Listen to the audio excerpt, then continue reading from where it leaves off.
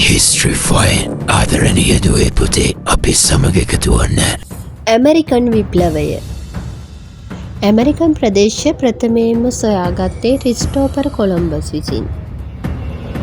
කොලම්බස් විසින් සොයාගන්නා ලද ප්‍රදේශයේ ඉන්දියාව නොවන බවත්, එම ප්‍රදේශයේ වෙනම භූමි භාගයක් බවත් පළමුවරට සොයාගත්තේ ඇමරිකාව වෙස්පුචි විසින්.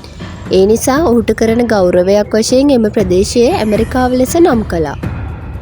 මේ ප්‍රදේශයේ ජීවත් වූ ස්වදේශිකයන් හැඳින්වූයේ රතු ඉන්දියන්වරු ලෙස. අලුත් ජනපද පිහිට වූ බ්‍රිතාන්‍යයන් සේම ප්‍රංශවරු උතුරු ඇමරිකාවෙත්, ඉස්පාඤ්ඤ සහ පෘතුගීසීන් දකුණු ආමරිකාවේ ජනපද පිහිටෙව්වා. බ්‍රිතාන්‍යයන් පිහිට වූ ජනපද ගණන 13ක්. අවසානික ජෝර්ජියාව. ඇමරිකාවේ ජනපද පිහිටවීමට බලපෑ හේතු ගණනාවක් තිබුණා. ඒ අතරේ යුරෝපයේ පැවති ආගමික ගැටුම පෙන්වා දෙන්න පුළුවන්. යුරෝපා රටවල පැවති රෝමානු කතෝලික හා රෙපරමාදු ආගමික ගැටුම් නිසා ඇතැම් පුද්ගලයන් ආගමික නිදහස වෙනුවෙන් නව ප්‍රදේශ වෙත ඇදී ගියා. එසේම ඉඩම් අත්පත් කර ගැනීම, ධනය හා කීර්තිය වර්ධනය කර ගැනීම අරමුණු කරගෙන ඇතමුන් ඇමරිකාව වෙත ඇදී ගියා.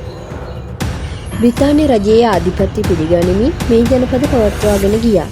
මව් රාජ්‍යයේ අනුදැනුම යටතේ ආණ්ඩුකාරවරුන් පත් කළා. කෙසේ නමුත් කාලයත් සමග නිදහසේ සෙවණැල්ල ජනපදවලට වැටුණා. තවදුරටත් බ්‍රිතාන්‍ය රජය යටතේ අතවැසියන් වීමට මොවුන් අකමැති වුණා. සිය නිදහස වෙනුවෙන් අරගල කිරීමට අවශ්‍යතාවය මතුවුණා. ඇමරිකන් විප්ලවයට හේතු 1. ආර්ථික දුෂ්කරතා. ඇමරිකන් ජනපදවල බ්‍රිතාන්‍යයට වාසනාගත ආර්ථික ප්‍රතිපත්තියක් ක්‍රියාත්මක වුණා. බ්‍රිතාන්‍යයේ නිපදවන නිෂ්පාදන ජනපදවල නිපදවීම තහනම් වුණා. ජනපදවල නිපදවන දුම්කොළ, සීනි, කපු, තිරිඟු, තඹ වැනි ද්‍රව්‍ය බ්‍රිතාන්‍යයට පමණක් දිය යුතු වුණා. සෙසු ද්‍රව්‍ය උනත් අපනයනය කළ හැකි වුණේ බ්‍රිතාන්‍යයට යවා ඒ හරහා අදාළ රටට යැවීමෙන්. මව් රට සමග තරඟ නොකළ යුතුයයි දැඩිව පැවසුවා. මේ නිසා ජනපදවලට ආර්ථික පාඩු රැසක් සිදු වුණා. වෙනත් ජාතීන් සමග හොර වෙළඳාමේ පවා මොවුන් නියැලුණා. බ්‍රිතාන්‍යයන් පසු කාලයේ හඳුන්වා දුන් නීති නිසා නොයෙක් ගැටලු ජනපදවල ඇති වුණා. 2. හත් අවුරුදු යුද්ධය.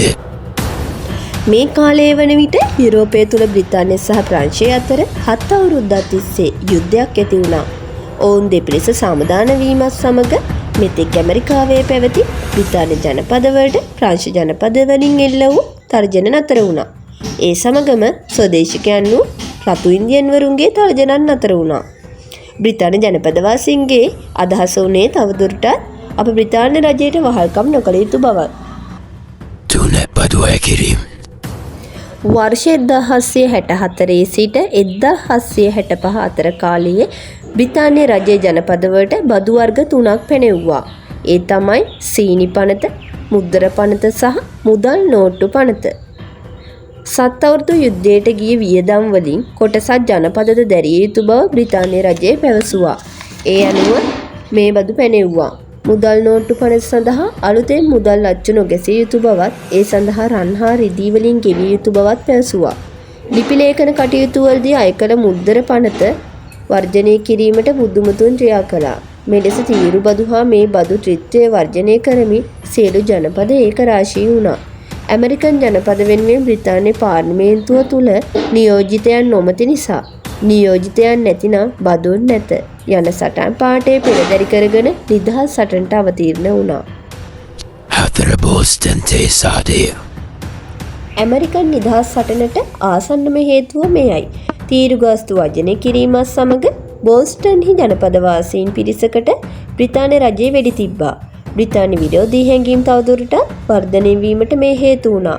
වර්ෂ 1773 දී බෝස්ටන් වරායේ තිබුණු නැවක තිබුණු තේ පෙට්ටි 342ක් කැරලිකරුවන් මුහුදට දැම්මා.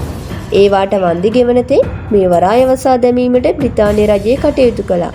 මේ මර්ධනයත් සමග ඇමරිකන් නිදහස් සටන ආරම්භ වුණා. විශේෂ සිදුවීම්. 1. වර්ෂ 1774 දී ඇති වූ ෆිලඩෙල්ෆියා සම්මේලනය. මේ ඇමරිකානු විප්ලවය සම්බන්ධ ඉතිහාසයේ ප්‍රථම මහත් දීපික සම්මේලනය වුණා.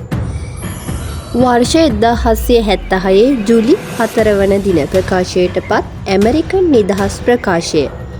එහි උපතින්ම මිනිසා සතු අහිමි කළ නොහැකි අයිතිවාසිකම් රැසක් පවතින බවත් ඒවා ආරක්ෂා කර ගැනීමට මිනිසා ආණ්ඩු පිහිටුවන බවත් දැක්වෙනවා. 3. වර්ෂ 1883 දී ඇති වූ පැරිස් සාමගි විසුම. ඇමරිකාව නිදහස් ස්වාධීන රාජ්‍යයක් බව බ්‍රිතාන්‍යයන් මෙහිදී පිළිගන්නවා. 4. විප්ලවයේ නිමාව. වර්ෂ 1789 දී නව ව්‍යවස්ථාවක් පිහිටෙව්වා. ඇමරිකා එක්සත් ජනපදයේ ප්‍රථම ජනාධිපති ලෙස ජෝර්ජ් වොෂින්ටන් පත් වුණා. ඇමරිකානු විප්ලවයේ ප්‍රතිඵල. මේ කාලය වන විට ආසියා හා ඇමරිකා මහද්වීප තුළ යුරෝපා යටත් විජිත රැසක් තිබුණා. ඇමරිකානු නිදහස් සටන එම යටත් විජිතවට ආදර්ශයක් වුණා. ඇමරිකානු නිදහස් සටනේ ප්‍රතිඵල කීපයක් පෙන්වා දෙන්න පුළුවන්. 1. ඇමරිකා එක්සත් ජනපදයේ නම් ස්වාධීන රාජ්‍ය බිහිවීම. 2. මානව සංහතියටම නිදහසේ අගය පෙන්වා දුන්න අවස්ථාවක් වීම. 3. මූලික මිනිස් අයිතිවාසිකම් පිළිබඳ ලෝ පුරා උනන්දුවක් ඇතිවීම. 4. ලෝකයේ ප්‍රථම ලිඛිත සංධීය ආණ්ඩුව ව්‍යවස්ථාව බිහිවීම. බ්‍රිතාන්‍ය යටත් විජිතකරණයේ 17 වන සියවසේ අගවන විට නිදහස් වූ ඇමරිකා එක්සත් ජනපදයේ එතැන් සිට ලෝක ඉතිහාසය වෙනස් කරදීමට සමත් වුණා. හිස්ටරි ෆයිල් වෙතින් අදකිනා වීඩියෝ එක හොඳයි නම් ලයික් කරන්න, පහලින් කමෙන්ට් කරන්න, යාළුවන් අතර ෂෙයා කරන්න. තවත් මේ වගේ වීඩියෝ ද ඔබ සැනකින් බැලීමට අවශ්‍ය නම් අපගේ channel එක subscribe කර bell icon එක click කරන්න. නැවතත් නිවන් වැදගත් වීඩියෝ එකකින් හමු වෙමු. සුබ දවසක්.